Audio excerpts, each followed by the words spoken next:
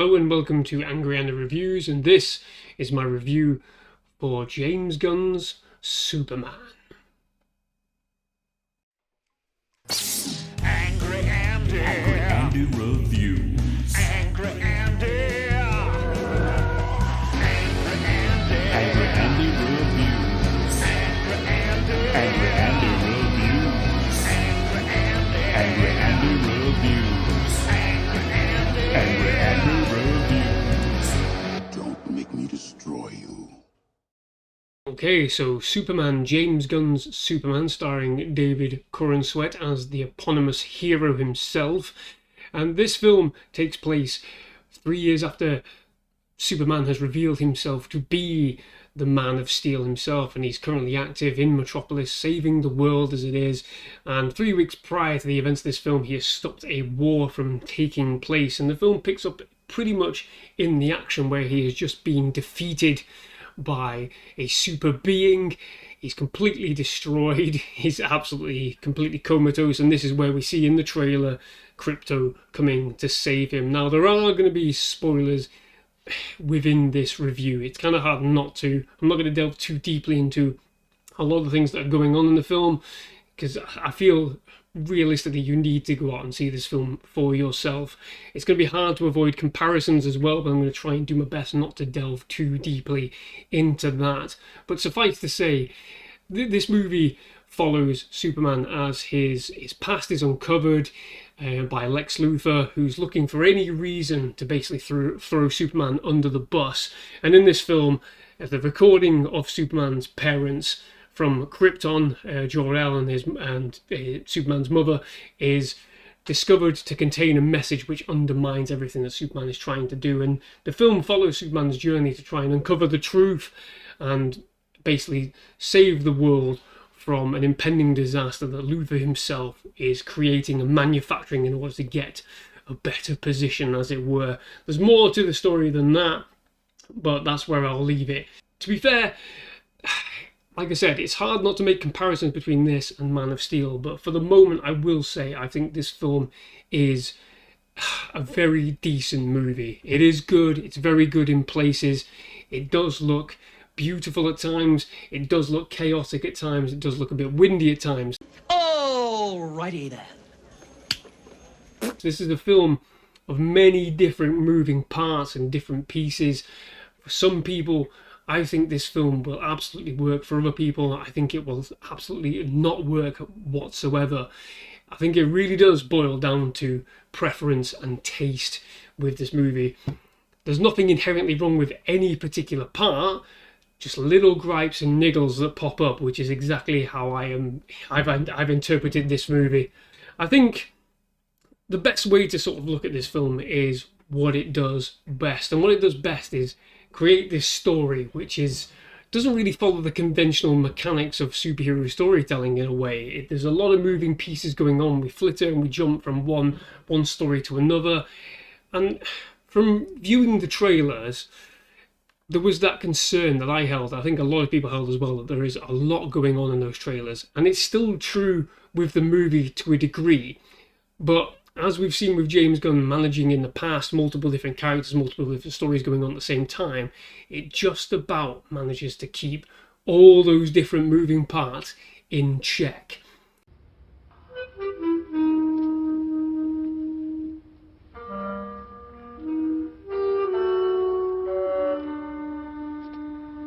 Okay. Does it always work with the amount of different things going on? I'm not entirely sure.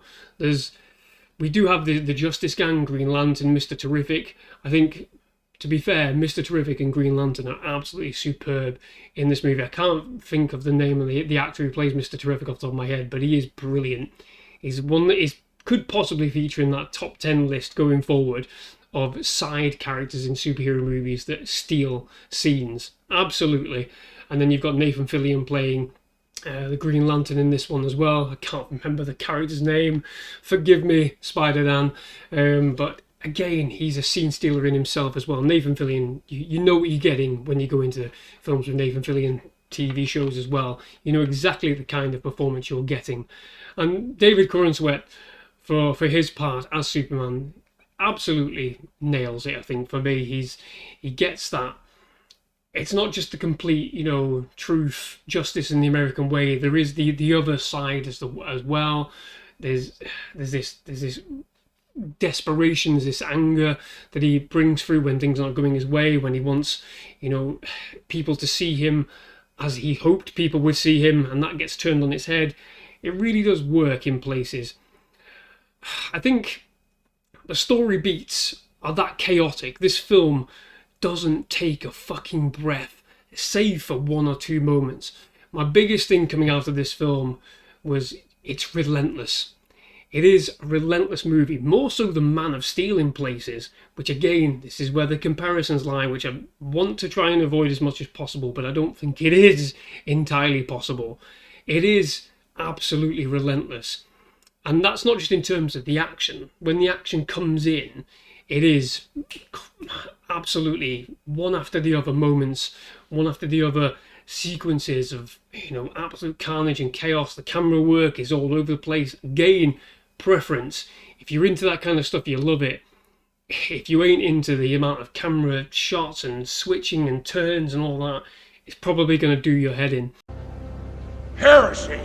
But that relentless nature comes with the amount of character scenes as well. There's so many characters going on, and yet it just about manages to maintain them, like I said, with the exception, I think, of Jimmy Olsen in this movie. Jimmy Olsen has a few scenes too many in this movie, and that could be said for a lot of the characters as well.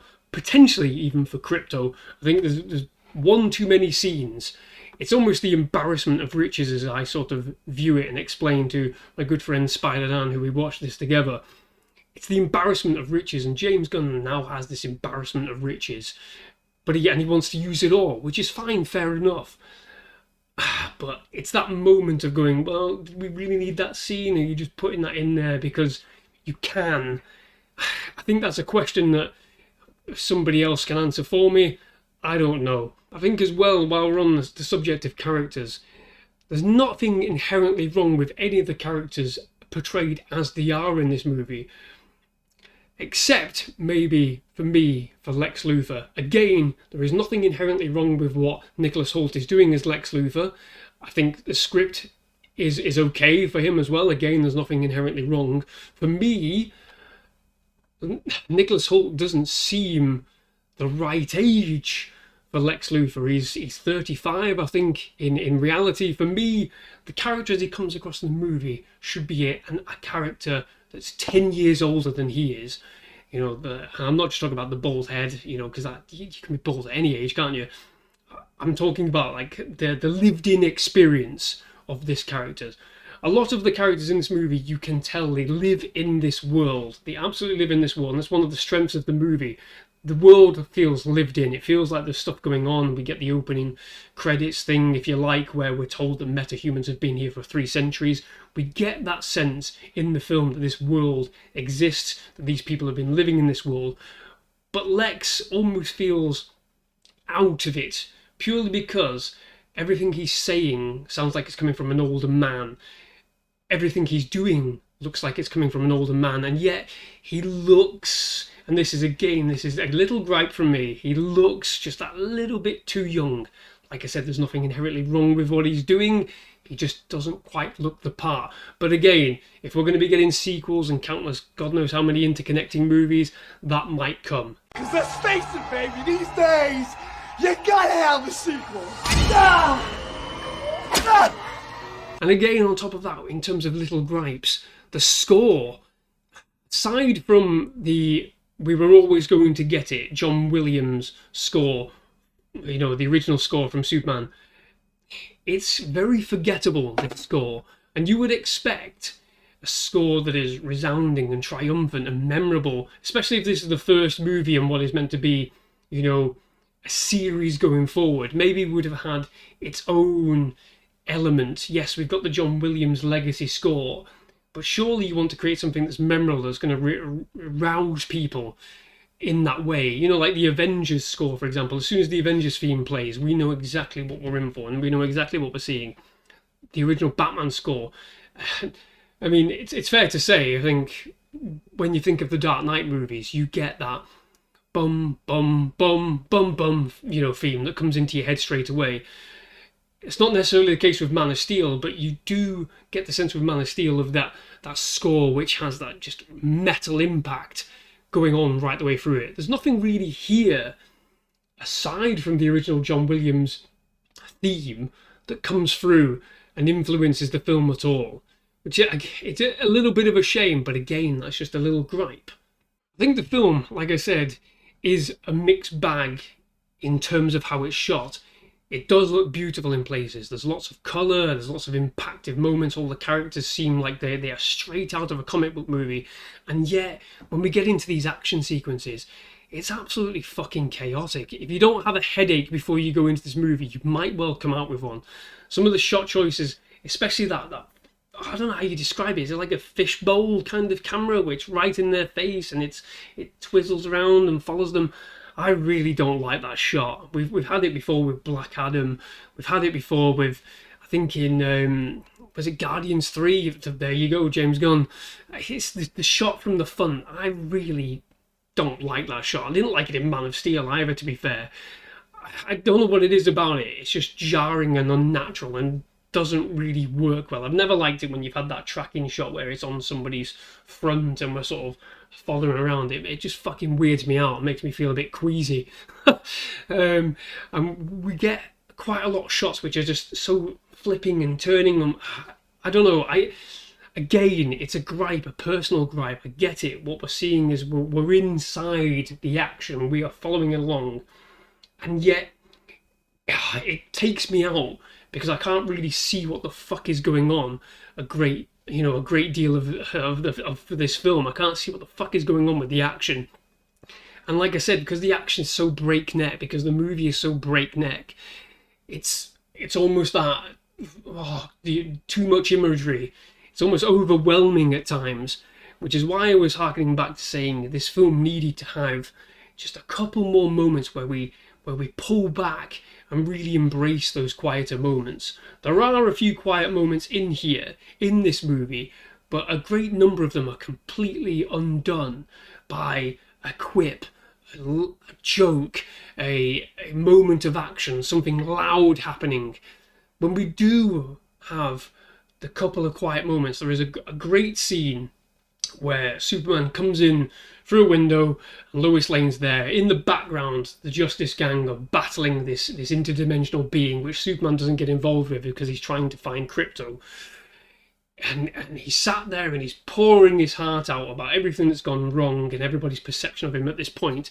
And it's a great moment of quietness. Yes, you get the carnage in the background between the Justice Gang, but it doesn't impact upon the scene as it is. Again, it points towards that lived-in feeling of this world, that almost these interdimensional beings coming in and fucking shit up, with the Justice Gang responding to them, is almost normal, And we have that wonderful scene where he is pouring his heart out to Lois, and yeah, there's a scene further on as well where he's sat with Pa Kent, and there's no break in it. There is just, again, pouring of heart out from Pa Kent to Clark.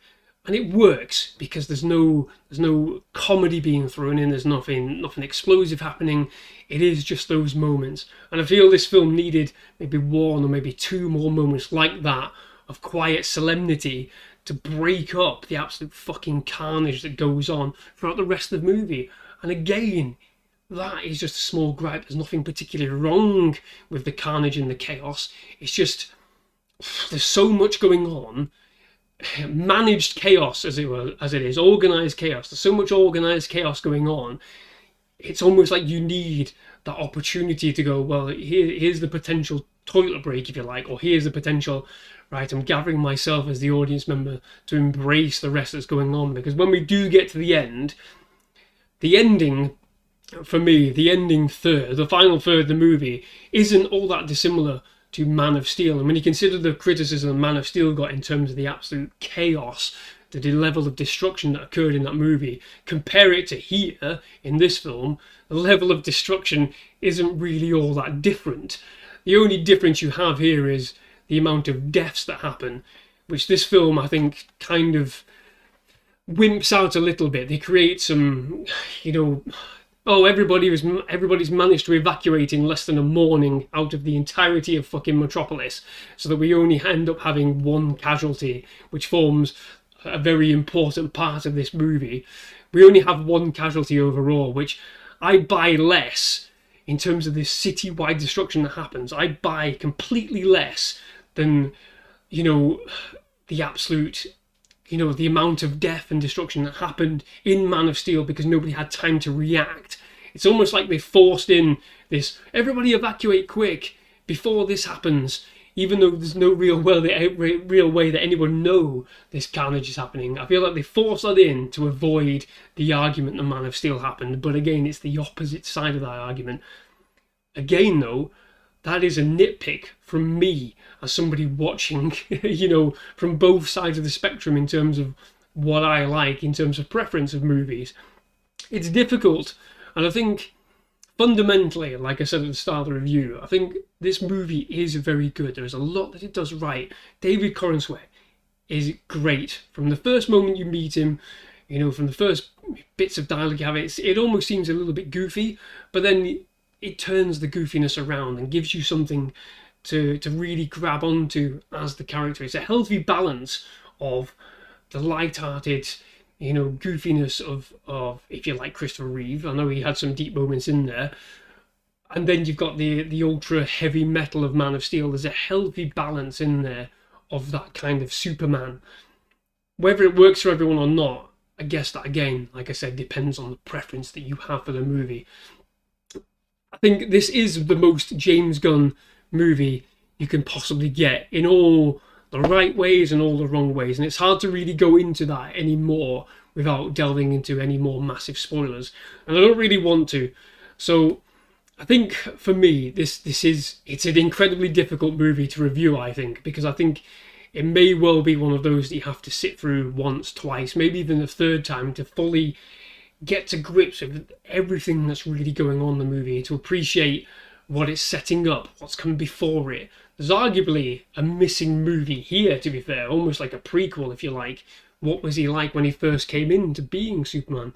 So we come into Superman, he's 3 years active, and yet he's just starting to affect foreign affairs, and that's the crux of the movie. So it's a difficult one really to review without rambling, and I'm fucking rambling here at the minute, but it's all part of the movie. It's all part of the process and part of how you absorb it. And I think from just having a cursory glance, I think a lot of the reviews, ignoring Rotten Tomatoes, because every critic on Earth could give a movie 6 out of 10 and it still be 100%. So if you ignore like the average score, if you look into like what the first lines of the reviews are, there seems to be some conflict there. And I do feel conflicted. I've said to Spider, and I said to the missus when I came out, I'm conflicted because on the surface there is a very good movie here, but when you start looking at the smaller drop-down menus of like Nicholas Holt's age maybe, or some of those quieter moments not being enough, the score, that's when things start to tail away for me. But on the surface, this is a very good movie, and it is a very decent start to this DCU. It will be interesting to see what comes forward from here. It does feel fresh. It doesn't feel laboured by, the fucking Marvel formula, which is absolutely cratered completely. It doesn't have, at the moment, those issues which underpinned the DCEU, going away from Superman, going away from Wonder Woman. It's not as... And when I say chaotic, it's not as chaotic as Batman vs Superman, where there was just too much fucking waffle going on in that film. It's the complete opposite here. There's not so much waffle, so much as visually intense. So it's difficult. It is going to be, and I will leave the floor open to anybody else's thoughts and opinions on this review, because I welcome them, because I am still conflicted now, thinking about the movie, about where it sits with me, and about how well the movie does. I think it is a very good movie. Do I think it's great? Absolutely not. Do I think it's terrible? Absolutely not. I am firmly in that middle ground area where I am thinking it is, pushing towards the very good side. So by all means, let me know your thoughts in the comments section down below. I do apologise for possibly this being an absolute ramble of a fucking review with not real much depth going into it. And I also apologise for the somewhat flashy attire. It's just the way it is. So please, let me know your thoughts in the comment section down below, what you thought about this movie. Where does it sit with you? What are the comparisons you would make or choose not to make, as the case may be, between this, Man of Steel, the old Superman, Christopher Reeve movies? Let me know your thoughts in the comment section down below. I'm going to leave this review there, which is less a review and more like a ramble session. And again, like I said, let me know your thoughts in the comment section on this movie and what it meant for you, what it did for you, what it didn't do for you, as I mentioned my own little gripes there. So thank you very much for watching. Hope you enjoyed this video. I'll see you on the next one. Bye-bye.